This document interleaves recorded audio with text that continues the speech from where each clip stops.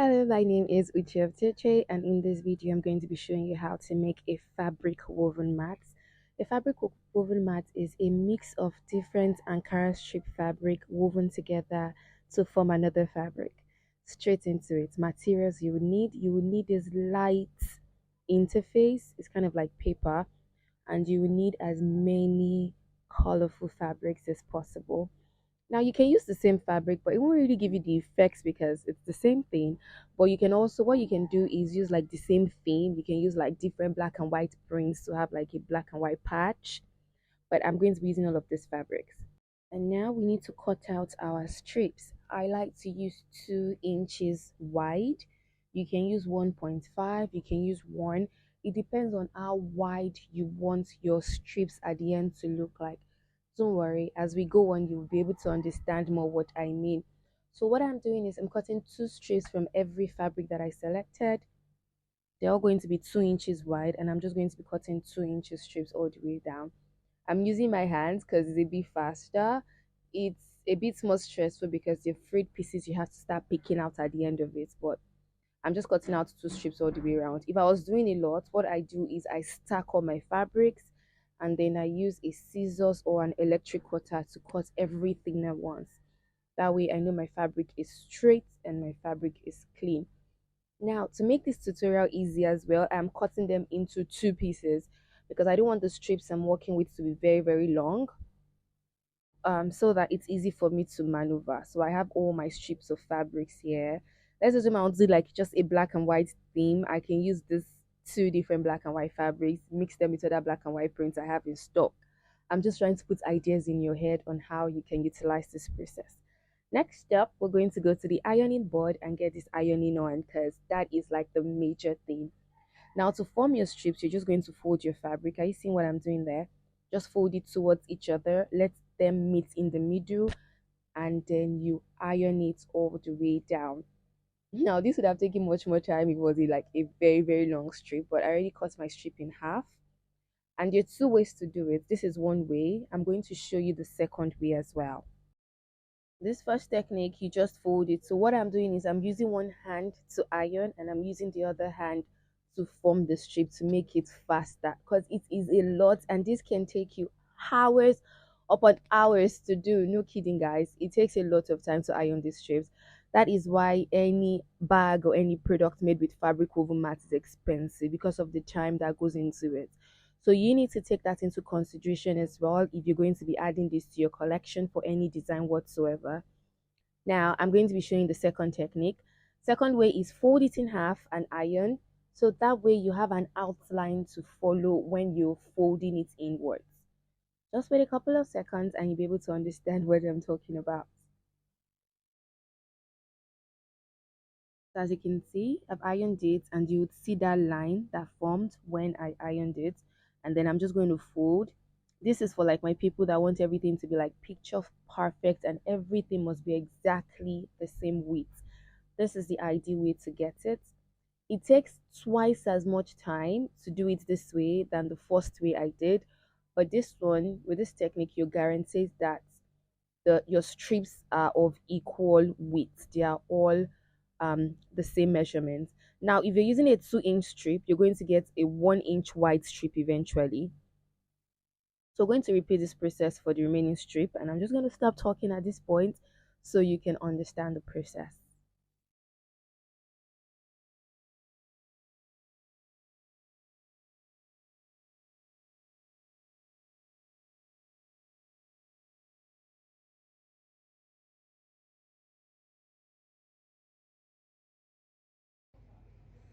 So now we have our strips.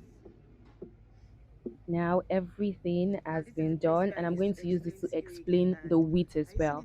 Now are you seeing these 2 strips? The red one is wider than the purple one. I did it intentionally so I could explain to you guys how different inches width of the fabric affects it. Some are slim, some are wide. So you as the producer, you determine how wide you want your strips to be. Now, let's go to the next step, which is the assembly and the weaving proper. We're done prepping. Now it's time for the main production. I am using this light warden, and what I like to do is have a guide that I would use in weaving. so that way my mat is not looking crooked. So I'm using an L-shaped ruler to just draw just like a right angle. So I have like a line. I have two lines to guide me. One line vertically, the other line horizontally. I'm just cutting out the excess fabric so it's easy for me to maneuver around it and I'm not stressing over it. The thing is, this is a stressful process, but the more you do it, the easier it is. Please pay proper attention at this point. So I am using the vertical guide and the horizontal guide. So for now, we're going to be using the horizontal guide. So you're going to pin as many fabrics as you want. Just pin them side by side. Make sure there are no space between them. You don't want gaps in between your mat. So side by side, play with your fabrics, arrange them the way you want them to arrange them. If you want a rainbow effect, that is where your fabric selection comes into place. Select really nice, colorful fabrics that would go with the theme of what you're working with, and then arrange it the way you want to arrange it as well. So pin them side by side, no space between each fabric. I used about 7 or 8 fabrics, 8 strips of fabric horizontally. I'm just cutting off the excess at the top so everything follows the guide that I did. 1, 2, 3, 4, 5, 6, 7. Yes, I'm using 7. Remember, you can use as much as you want. This is just a tutorial to show you how it works. So after doing it horizontally, we're going to start our vertical weaving. I prefer to weave vertically. So first thing you need to understand is the technique of over, under, over, under, over. That is the way it goes. Very simple. Now that first strip, as you can see, is over, like it's right on top of the red fabric. So the one beside it, I'm going to take it up, leave one down, take the next one up, leave one down, take the next one up. Don't worry, calm down. I know it's a bit confusing, but believe me, before we're done with this, you would absolutely understand the process. Just lay your vertical strip down and then bring the other ones down. And there we have successfully woven our first strip. Okay, let's go to the next one. I'm going to repeat this step as much as possible right to the very end, and I didn't fast forward any part. Now the first strip was over, the second one is going to be under. Do you understand? The white and black one was on top. This second one we're doing is under. So which means it's under, over. So you take up again, leave one space, take one up, leave one space, and then just lay that one across and bring it down. This is the fastest way to weave your mat. There are other techniques as well, but this is the technique that has worked perfectly well for me. The third line, I would show you how I used to do it before I discovered this technique.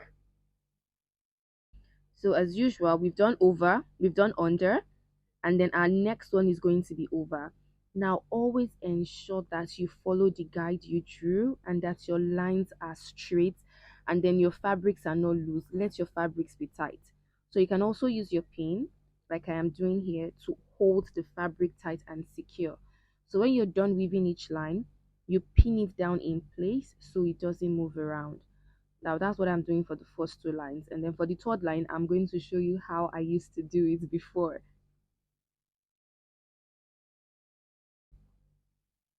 All right, over, under. This next one is going to be over, so right on top. Make sure everything is side by side, no space. I know I'm repeating myself, but I need this to stick. No space. Now this is how I used to do it before. Skip one line, take it, skip one line, take it. But the issue is now arranging it. Are you seeing how much time it's taking for me to arrange? If I'd lifted it up, I would have been done with this line at once. And remember, you have a long way to go if you're doing a lot of strip, because it depends on what you want to use it for. When you're done, pin it down to secure. We're going to go to the next line. Another fabric strip, over, under, under. Okay, so just let over, under just be ringing in your head while you're making this. Now that one is under, this one is going to be over, and so this next strip, the green one, is going to be under, under, under. Take it up, lay your strip down and bring it back down, and just continue this process over and over and over, and you have your fabric woven mat. There are two more steps after the weaving to take to be sure everything is secure. And I got you. Don't worry. I'm going to show you everything. So just keep watching till we're done with this particular set.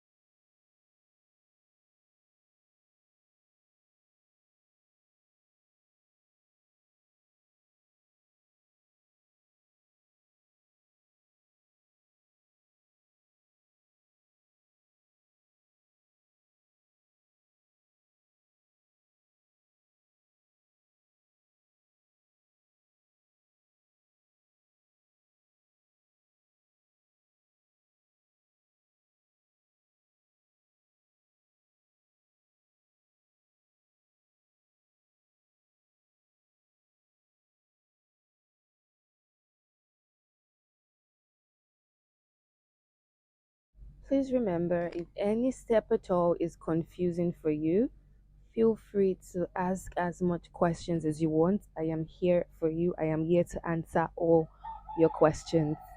Remember, over, under, and you just keep weaving just like that till you're done with the strip of fabric that you're working with. Take your time. Do not try to speed past this. I promise you, the more you do it, the more seamless this process would be. You're going to enjoy it. It is time tasking. It takes a lot of time. Just see how long it is taking for me to just be able to do this small square. So make sure you factor in your timing. That's just a little tip for you. Don't say, oh, it's just a small strip that I'm weaving. Factor in everything. Feel free to time yourself to see how long it's going to take for you to do a strip. Maybe like a 5 by 5 square or a 6 by 6 square, anyone. Just time yourself and see how long it's going to take for you to do it. That way you'll be able to understand how to price this if you're going to make it for anything. You can use it as for bags, accessories. You can use it for as a wall frame. That's an idea. As a wall frame, as a coaster, as a mouse pad. The possibilities are endless. So take your time and figure out what exactly you want to use this for. But believe me, this is going to make a very nice addition to your collection. Take your time while you're weaving it. Do not try to speed past any process. You're going to have to loosen and start over again. So make sure you're going over, under, up, down. You're weaving, kind of like when you're braiding hair or weaving those straws we used to weave when we were little kids. So that's what we're going to be doing. I think that was the last strip I did. So I'm just cutting all the extra fabrics off. Cut all the extra strips and the extra interfacing. And after this, we're going to go to the ironing board to iron it down. Now, we are not ironing it for it to stick to the interfacing we are using. We are ironing it to make sure it is smooth. You can also use brown paper or any piece of paper because we're going to be ripping out that interfacing at the end of it. We're not leaving the interface, except you are doing something else with it, then you can leave the interfacing there and use it to provide structure to it. But do not forget to remove your pins when you're ironing. Don't forget that part. So I'm going to remove all the pins and then I'm going to iron. Now I can easily remove all the pins and iron because it's something I know how to do. But if you're scared of it unraveling as you're ironing it, you can do it step by step. So remove one set of pin, iron, remove the next set, iron. Yes, it's time tasking, but it is worth it at the end. The ironing is just to smoothen it out, anything that may have gotten rumpled while you were doing the weaving process. After this, you're going to go to your sewing machine and sew it all around to secure it, to make sure nothing moves around. I learned this the hard way. The first time I did it, I'm like, yeah, I've done it. And then immediately I wanted to use it to make a bag without securing it. Just imagine how painful that process was because I had to start all over again. The entire thing unraveled. So after ironing it in place to make sure everything is smooth, Double check and triple check to make sure there are no spaces, everything aligns properly. And then you're going to go to your sewing machine and sew it all around. This is what it looks like afterwards. Nothing is going to move, nothing is going to remove because it is secured.